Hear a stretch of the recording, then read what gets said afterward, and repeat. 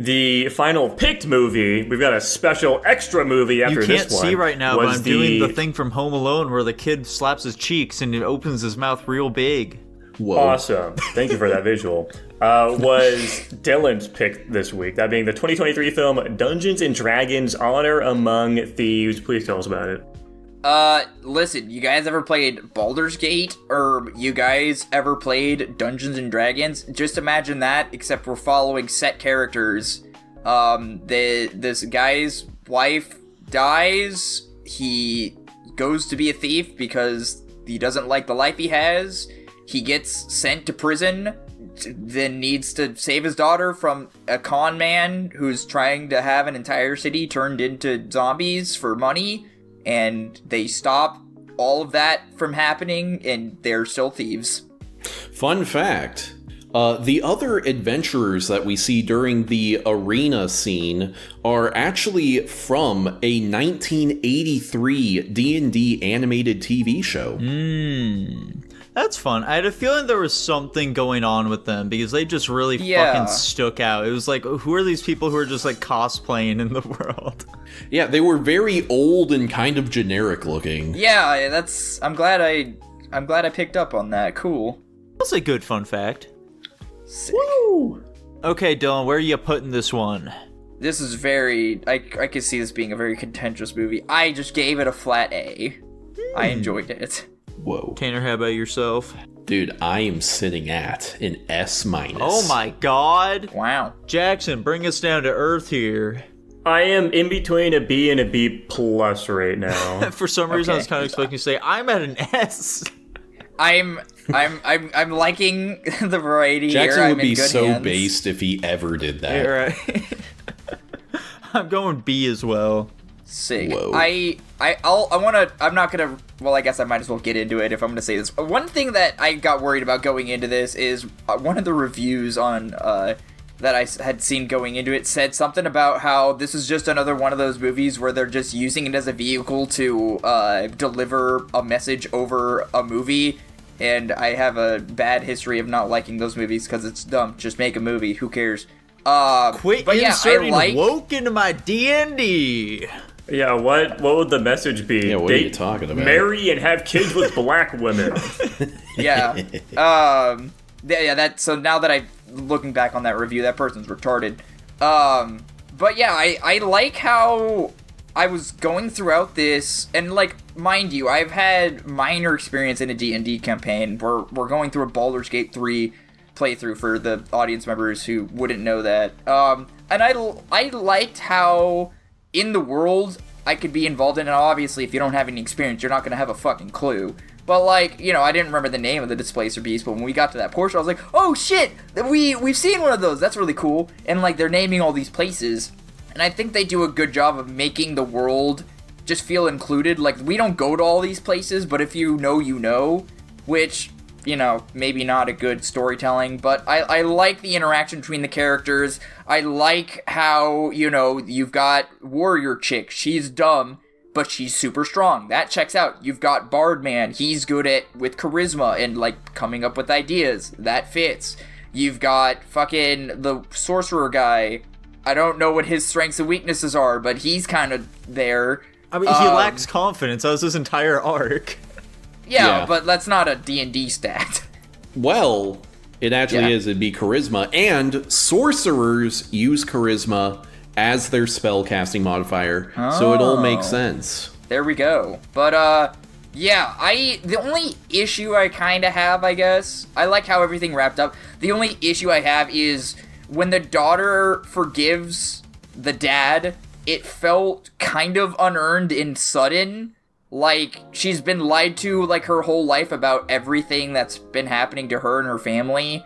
And then it's just like, the dad's like, you gotta believe me. And she's like, okay, I love you, Dad. And I'm like, it's a very touching moment. It just doesn't, that moment didn't get enough room to breathe, I think. Other than that, honestly, when, one warrior chick died, I did fucking tear up and I cried, I'm not gonna lie. But, yeah, I like how they've just kind of been inserting, like, the dragonfly throughout the movie, and like, oh, you have to let go, and I'm like, oh shit, I think I know where this is gonna go. I didn't expect the warrior lady to die, but I figured it'd be like he had to make a choice of like save the tablet or like do something else, and so he had to like let go of his wife so he could move on.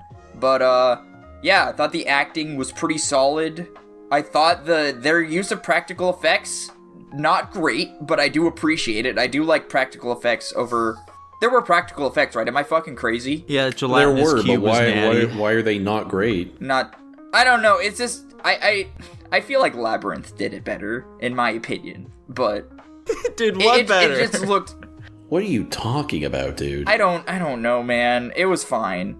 I appreciate the practical effects regardless. That's the main point I'm trying to get out of this whole thing. I like how it's not all super CGI, and even the magic CGI. I think that was pretty good. The only other issue I'd have with CGI is at the very end when Warrior Lady's fighting the fucking dragon statue. That didn't look super great, but what are you gonna do, I guess? I don't know. Yeah, okay, I'm gonna interject before I get fucking... Pause. I'm going back to something that Dylan said at the very fucking start, but I just never had a time to actually talk about it because he just kept fucking yapping. That's why you gotta interrupt the man. I know, I don't want to do that though. I don't want to be a dick. Anyway. I want to get his fucking thoughts out. But Dylan talks the longest uninterrupted of all of us, so please interrupt him. Yeah, I just want to go back to, I think the emotional beats of it, I think those worked. I was shocked by that, to be completely honest. Like the ending sequence with the dad and the daughter, I think worked pretty well. But also it reminded me of Heretic, funnily enough, because of the whole butterfly thing. Like the butterfly is like the dead friend or something. I thought it was because they both have Hugh Grant in it. I was gonna say the actor guy. No, I didn't even fucking make that connection. That's really funny. What do you mean? It was so obvious. That's so crazy. No, I saw the guy and I was like, this guy seems really familiar. Oh my God. God. Know from where? Wait, really quick. Temperature check. Did you know that the Warrior Lady is... Or wait, yeah, we watched Avatar. Is Did Michelle you know the Warrior... Rodriguez? Yeah, she's the fucking helicopter pilot from Avatar. You at least knew that, right? Hell no. I don't even know what the fucking main character of Avatar the main looks like. chick from Fast and Furious, buddy. Oh yeah, I forgot about helicopter. What? I forgot about Fast and Furious. Random helicopter pilot. She's a main character. She's in like 80% of the movie. She's not a random. What the fuck are you talking about? Whatever, Jackson. Please continue, man. I'm sorry. All I was gonna say is the dragonfly thing landing on the axe or whatever it was. I can't even remember exactly how it happened. It did make me tear up a little bit too. It definitely got me. And it's not common that a movie gets me to be emotional like that, but I think they just actually did handle it pretty well. I did want to open up the floor though. Do you guys think he's based or not for letting his wife stay dead and reviving the other warrior chick that died, in sacrifice to attempting to fulfill that goal and I guess save the city as well? Yeah. I think, I don't know if I'd say based, but I wouldn't say cringe. I think it's very understandable and probably the, right move because, yes, the mom is the kid's biological parent, but, she grew up with Holga and, she, emotionally, she recognizes Holga as her mother, know? Yeah. And, even if he did the reverse thing, I don't know if his kid is going to get over that, even if she does grow to love her mom. She's going to be like, yeah, I have my original mom, but also, you kind of let go of the woman that raised me, Yeah, and she died in the, pursuit of trying to get her back as well. So, it's like she died in vain, basically, and, I don't know. Nico, I want to end high with my thoughts, so let's do you now. The CGI in this film was pretty rough at times, particularly during, that scene where our fucking druid lady was turned into a bunch of animals and running through the city. It looked pretty fucking bad there. The deer did not. It had weird momentum to it. Wasn't it? The big part for me that looked dog shit was the whole hell sequence. Oh my god. I was mouth agape through 90% of the hell sequence. Very green screen. Especially near the Underdark, wherever the fuck, you know what I'm talking about. Especially when they're getting chased by the big fat dragon. Dear god, it looked fucking terrible. It was a completely immersion breaking. Because I thought the movie looked pretty good up until that point. And then I got there and I was wow, this is fucking bad. Tanner, did you like the Quirk Chungo dragon? I thought he was fine. He didn't offend me too much. Happy to hear it. I didn't. Because they make one bit about it when they first see him, and then everything after that they treat it seriously. I did question why there was a fat... I didn't question it till the very end of the sequence, but I do remember recalling, like, why did they make a fat dragon? It seems like they were just trying to make some kind of funny bit out of it, but I don't know. Yeah. I'd imagine that's why. It was a decent movie, though. It was a decent little film.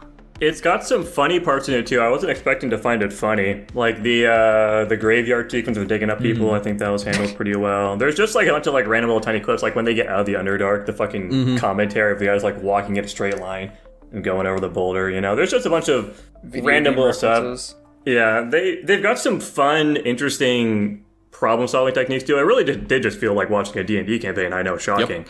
Oh, like when they were trying to go about doing different plans of getting into the vault, and they just keep going through all these different plans, and they're not working, but they're thinking on their feet. It was fun, you know. It felt very much like we were watching a D&D campaign. You know, they're just kind of throwing shit at the wall and seeing what works, and it was a combination of things, which I think was just really entertaining to watch and felt very engaging. Yeah, and that's why I loved it so much. Like I think I pretty much by far have the most experience playing D&D here.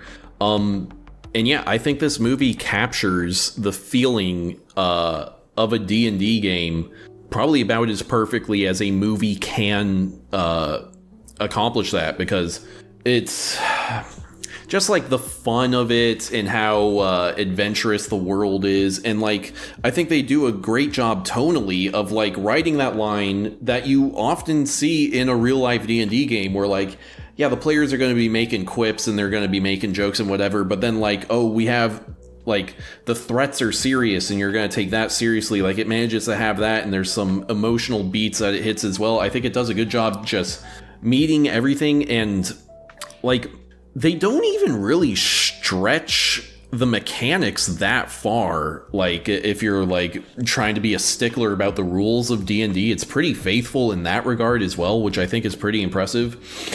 And there's so much in there for people who are really familiar with D&D to really latch onto. Like, in that opening scene when they're waiting for Jarnathan to show up, for one, like, having a fake made-up name that sounds kind of close to a real name, that's very D&D. And they mentioned, oh, he's an Arakoa, and if you're a D&D person, you're like, oh yeah, Arakoas, they're very free-spirited people, they're, very kind and pacifist and whatever. He probably would just let him out. But no, our players decide to grab him and fucking jump out the window.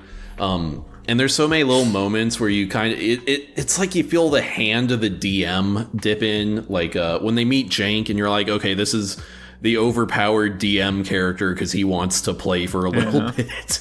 And, or like when they fuck up that puzzle and then it's just like, oh, hey, this item you already had, it helps you solve it. That's great. That's like the DM like ass pulling some like, oh, I need a way to get these fuckheads around that puzzle that they soft lock themselves for, and then them taking that item and abusing it for the rest of the adventure to do all kinds of bullshit.